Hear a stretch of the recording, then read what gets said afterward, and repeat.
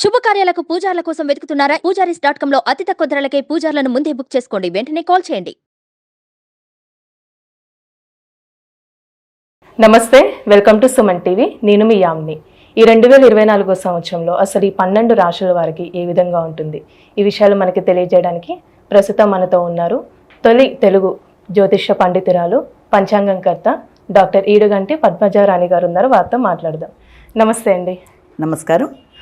ఈ 2024 సంవత్సరంలో అసలు 12 రాశుల వారికి అసలు ఏ విధంగా ఉంటుంది? ముందుగా మేషరాశి వారికి అండి, ఈ సంవత్సరం మొత్తం ఏ విధంగా ఉంటుంది?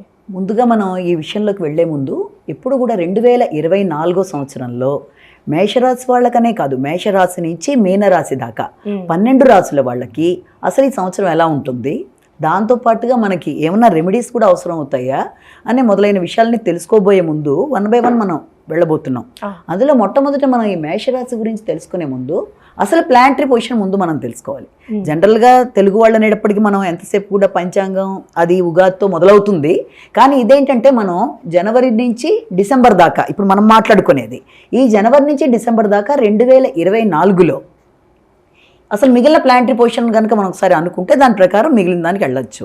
ముఖ్యంగా ఇందులో మనం నామనక్షత్రాల ప్రకారం తీసుకుంటాము, అలాగే దాంతోపాటుగా నక్షత్రాల ప్రకారం తీసుకుంటాము.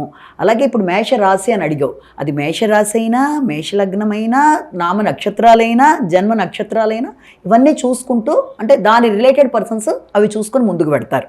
అలాగే దీంట్లో తీసుకున్నట్లయితే మేషరాశిలో వచ్చేది మనకి అశ్విని, భరణి, కృత్తిక 1వ పాదం దాకా వస్తుంది. అంటే అశ్విని 4 నక్షత్రాలు, భరణి 4, కృత్తిక 1వ పాదం దాకా మనం ఇందులో తీసుకుంటుంటే 9 పాదాలతో ఇది కంప్లీట్ అవుతుంది. అలాగే దీంట్లో ఈ ప్రస్తుతం ఈ మేషరాశి వాళ్ళకి అనే కాదు, గురుడు ఎవరికైనా సరే సంవత్సరం అంతా కూడా ఏప్రిల్ ఎండింగ్ దాకా అంటే మే 1 దాకా మేషరాశిలో ఉంటున్నాడు. అలాగే మే 1 తర్వాత నుంచి సంవత్సరాంతం అంటే 2024 డిసెంబర్ దాకా తీసుకున్న ఆయన మనకి వృషభ రాశిలో ఉండడం జరుగుతుంది. ఇక శని భగవానుడిని తీసుకున్నట్లయితే ఈయన మనకి సంవత్సరం ప్రారంభం నుంచి ఎండింగ్ దాకా అంటే 2024 స్టార్టింగ్ నుంచి ఎండింగ్ దాకా కూడా తీసుకోవచ్చు. అది వచ్చి మనకు ఉండే స్థానం ఎప్పుడు కూడా మనకి కుంభరాశిలోనే ఉండడం జరుగుతుంది. ఈ రాహుకేతువులు 2 ఉన్నాయి. ఈ రాహుకేతువులను తీసుకున్నట్లయితే రాహు ఏమో మీనరాశిలోను, కేతు వచ్చి కన్యారాశిలోను. అంటే ఇది స్టాండర్డ్గా ఈ సంవత్సరం అంతా వెళ్ళే విధానం. ఇవి మాత్రమే మనం చూసుకోకుండా కొన్ని ముఖ్యమైన సందర్భాల్లో అంటే ఈ యొక్క వక్రించడాలు అనేవి జరుగుతాయి, గురుడు కానీ శని కానీ. అలాగే మొదటి భాగం, 2వ భాగం వీటిల్లో ఏ రాశికి ఎలా ఉంటుంది అన్నదాన్ని మనం ఇప్పుడు డీటెయిల్డ్గా చూసుకున్నట్లయితే మొట్టమొదటి ఇప్పుడు మనం మేషరాశి గురించి మాట్లాడుకుంటాం. ఈ మేషరాశి వాళ్ళకి స్టార్టింగ్ గురుడు జన్మరాశిలోనే ఉండడం జరుగుతుంది. ఇది మనకి మొదటి భాగంగా తీసుకుంటే మనకి మే 1 దాకా అందులోనే ఉండడం జరుగుతుంది. కాబట్టి ఆయన విధానాలు ఎలా ఎలా ఉండబోతున్నాయి అన్నది కనుక మనం తీసుకున్నట్లయితే ఎప్పుడైతే జన్మరాశిలోకి ఈ యొక్క గురుడు ఉన్నాడో ఈ 5 నెలలు కూడా, మొదటి 5 నెలలు కూడా ఆయన మనకి శ్రమ, అధిక బాధ్యతలు, దాంతోపాటుగా ఒక గుర్తింపు, ఒక గౌరవం, ఎందుకంటే అది శుభగ్రహంగా ఆ రకమైన ఫలితాలు ఇవ్వడం అనేది జరుగుతుంది. ఇచ్చి దాంతోపాటుగా దాని యొక్క దృష్టి కూడా ఎక్కడెక్కడ ఉంది అన్నది కూడా తీసుకున్నట్లయితే వీళ్ళకి సంతానపరంగా ముఖ్యంగా గురుడిచ్చే లాభాల్లో వీళ్ళకి ఎలా ఉంటుందంటే సంతానపరంగా అభివృద్ధికరంగా ఉంటుంది, ఆలోచనలు వికసిస్తాయి, సమయస్ఫూర్తిగా నిర్ణయాలు తీసుకుంటారు. అంతేకాకుండా సాంఘిక సంబంధాలు, సామాజిక సంబంధాల విషయంలో మాత్రం సామాన్య ఫలితాలు ఉంటాయి. ఆ విషయంలో అంటే అంత ఆశించిన స్థాయిలో కాకపోయినా సామాన్య ఫలితాలు ఉంటాయి ఒక స్నేహ సంబంధాల విషయాల్లో. అయితే ఇక తండ్రికి సంబంధించిన అంశాలు కానీ, దాంతోపాటుగా పూర్వపుణ్యం అంటారు దాన్ని, దాంతోపాటు సంతృప్తి, ఈ స్థానాలు వచ్చేటప్పటికీ గురుడి యొక్క ప్రభావం వల్ల ఈ మేషరాశి వాళ్ళకి అవి బాగుంటాయి. అంటే ఓవరాల్గా ఈ మేషరాశి వాళ్ళకి మొదటి భాగంలో ఈ గురుడి యొక్క ఫలితాల్లో మనం తెలుసుకోవాల్సింది ఏంటంటే సంతానపరమైన అభివృద్ధి, ఆలోచనలు బాగుంటాయి, తండ్రి యొక్క ఆరోగ్యం బాగుంటుంది, అంతేకాకుండా సంతృప్తికరంగా పుణ్య కార్యక్రమాలు చేసుకుంటూ ముందుకు వెడతారు అన్న భావనని చేసుకుంటూ దానితో పాటుగా సామాజిక సంబంధాల విషయాల్లో కొంచెం సామాన్యంగా ఉంటుందని తీసుకుంటాం. అయితే ఇక ద్వితీయంలోకి ఆయన అంటే సెకండ్ పార్ట్లో గడతాడు మే నుంచి ఇక సంవత్సరాంతం వరకు. 2వ భాగంలోకి వచ్చేటప్పటికి గురుడు వీళ్ళకి వృషభ రాశిలోకి ఓవరాల్గా వెళ్ళిపోవడం జరుగుతుంది. ఈ 2వ పార్ట్లోకి వెళ్ళేటప్పటికి ఈ గురుడి యొక్క ఫలితాల వల్ల ఎలా ఉంటుందంటే ఎప్పుడైతే శత్రుక్షేత్రంలోకి గురుడు ప్రవేశించడం జరుగుతుందో వీళ్ళకి యథార్థవాది, బంధు విరోధి అన్న మాటలాగా వీళ్ళు మాట్లాడే మాటల వల్ల వైరుధ్యాలు అంటే అవతల వాళ్ళకి యథార్థం మాట్లాడబట్టి కొన్ని రకాలైన ఇబ్బందికరమైన వాతావరణం సృష్టించబడినట్టుగా అవ్వడం ఒకటి. అయితే దాంతోపాటుగా వీళ్ళకి ఈ యొక్క శత్రువులు ఇబ్బంది పెట్టడానికి ప్రయత్నం చేసినా వీళ్ళ యొక్క నైపుణ్యాలు కృషిశీలత పెరిగి వాళ్ళ యొక్క సమస్యని అధిగమించడానికి వీళ్ళు అంటే ఇతరులు ఇబ్బంది పెట్టినా విజయాన్ని అధిక శ్రమతో సాధిస్తూ ముందుకు వెళ్ళడానికి వీళ్ళు చాలా కష్టపడతారు. అయితే దాంతోపాటుగా ఇంకా ముఖ్యంగా ఏంటంటే ఖర్చులు కొంచెం ఎక్కువగా ఉంటాయి. ఖర్చులతో పాటు కొంత సమస్యాత్మకంగా అంటే ఖర్చులు ఎక్కువైనా ఆకస్మికమైన ఖర్చుల వల్ల కొంత ఇబ్బంది ఉన్నా ఆరోగ్యం అయితే ఇదివరకటి కంటే బాగుంటుంది ఖచ్చితంగా. అంటే ఇంతకుముందు ఎవరైనా మేషరాశి వాళ్ళు ఆరోగ్యపరంగా ఇబ్బందులు పడుతున్నా కూడా ఆరోగ్యపరంగా బాగుంటుందని చెప్పొచ్చు. అలాగే దాంతోపాటుగా వృత్తిపరమైన విషయాల్లో మాత్రం వీళ్ళకి కొంత స్వార్థరహితంగా వీళ్ళు ఆలోచించినట్లయితే వృత్తిపరమైన గౌరవాన్ని పెంచుకోగలుగుతారు. అంటే ఎందుకంటే అది చూసే విధానం కూడా అక్కడ వృషభం నుంచి గురుడు చూసిన ప్రదేశం కూడా కొంత నీచ స్థానం అవ్వడం వల్ల కొంత ఇబ్బందికరమైన వాతావరణం, వృత్తిలో కొంత చికాకులు ఇలాంటివి జరుగుతాయి. అయితే ఇది ఈ మేషంలో ఈ గురుడు మొదటి హాఫ్ రెండో హాఫ్ మాట్లాడుకున్నాం.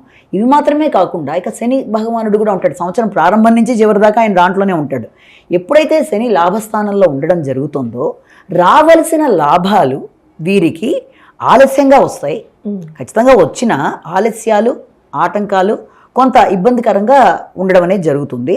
అయితే ఆ శని దాంతోపాటుగా ఇంకేమేమి స్థానాలు చూస్తున్నాడు అన్న విధానాన్ని కూడా మనం చూసుకున్నట్లయితే కొంత వీళ్ళకి వ్యక్తిగత ఆరోగ్యం మీద శ్రద్ధ అవసరం. ఆకస్మిక ఖర్చుల్ని కొంచెం వాళ్ళు కంట్రోల్ చేసుకోవాలి. ప్రతిదాని మీద కొంత అలసత్వం, కొంత బద్ధకాన్ని వదిలేయాలి. అంటే కొంత లేజినెస్లా ఉండకుండా ప్రతి విషయంలోనూ కొంచెం వాళ్ళు ఇది తీసుకొని ముందుకు వెళ్ళే పని ఒకటి చేసుకోవాలి.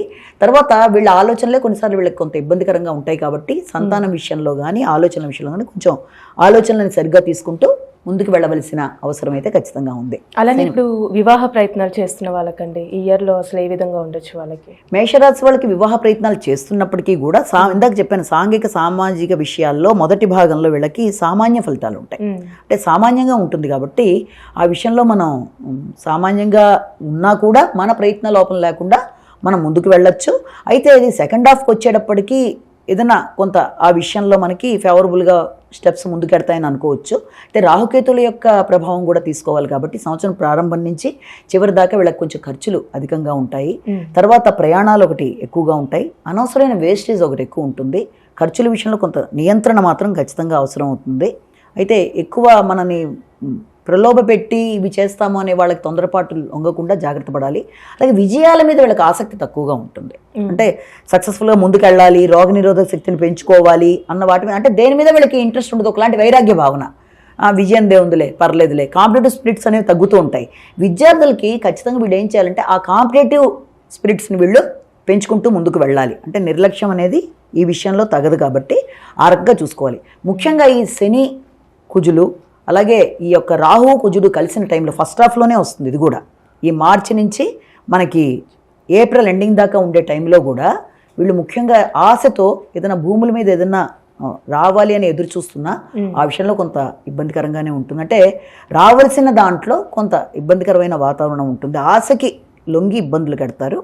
అలాగే ఈ శని కుజుడు కలిసి ఉన్న సమయంలో మార్చి నుంచి తర్వాత ఒక 4 రోజుల ఈ సమయంలో కూడా వీళ్ళకి రావాల్సిన లాభాలు లేట్ అయినా ఈ భూమికి సంబంధించిన వీళ్ళకి అందే అవకాశాలు కూడా ఉంటాయి. అంటే ఈ రాశి వారికి ఎలాంటి పరిహారం చేస్తే బాగుంటుంది? ఈ రాశి వాళ్ళకి ముఖ్యంగా తీసుకోవాల్సిన పరిహారం ఏంటంటే ఆదిత్య హృదయాన్ని వినాలి మొట్టమొదట. దాంతోపాటుగా దేనికంటే శత్రువుల మీద, తర్వాత ఆర్థిక అంశాల మీద, రుణాములకి సంబంధించిన విషయాల మీద వీళ్ళకి మంచి ఇది రావడానికి ఆదిత్య హృదయం వినడం అనేది ఖచ్చితంగా చేస్తే తప్పనిసరిగా మంచి ఫలితాలనే ఏర్పడతాయి. అలానే ఇప్పుడు విద్యార్థులకు కానీ వ్యాపారస్తులకు అండి ఈ సంవత్సరంలో వాళ్ళకి ఏ విధంగా ఉంటుంది? ఈ విద్యార్థులకి మొదటి హాఫ్ బాగానే ఉండేటప్పటికి ఉన్నా కూడా రెండో హాఫ్కి వచ్చేటప్పుడు కొంచెం ఎక్కువ శ్రమ పడాలి కాబట్టి ఖచ్చితంగా వీళ్ళు ఏం చేయాలంటే విద్యార్థులందరూ కూడా హయగ్రీవాయ నమః అనే మంత్రం పఠించడం అనేది చేయడం చాలా అవసరం. విద్యలో ఇబ్బందులు లేకుండా ముందుకెళ్ళడానికి విద్యాపరంగా హయగ్రీవాయ నమః మంత్రం చదవాలి. అలాగే ఇప్పుడు మనకు వచ్చేసి బిజినెస్ పీపుల్ అంటే వ్యాపారస్తులు కనుక మనం తీసుకున్నట్లయితే వాళ్ళకి ఈ సంవత్సరం కొంత ఇబ్బందికరంగా అంటే సహకారం తగ్గుతుంది. దానివల్ల ఇబ్బందికరమైన వాతావరణం అనేది ఏర్పడుతుంది.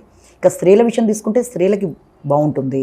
అలాగే పొలిటికల్ లీడర్స్ని తీసుకుంటే వాళ్ళు మొదటి భాగం కంటే రెండో భాగంలో బాగుంటుంది. ఇక కళాకారులకి ఈ సంవత్సరం మొదటి హాఫ్ బాగుంటుంది, రెండో హాఫ్ బాగుంటుంది. చాలా చక్కగా తెలియజేశారండి. ధన్యవాదాలు. నమస్కారం.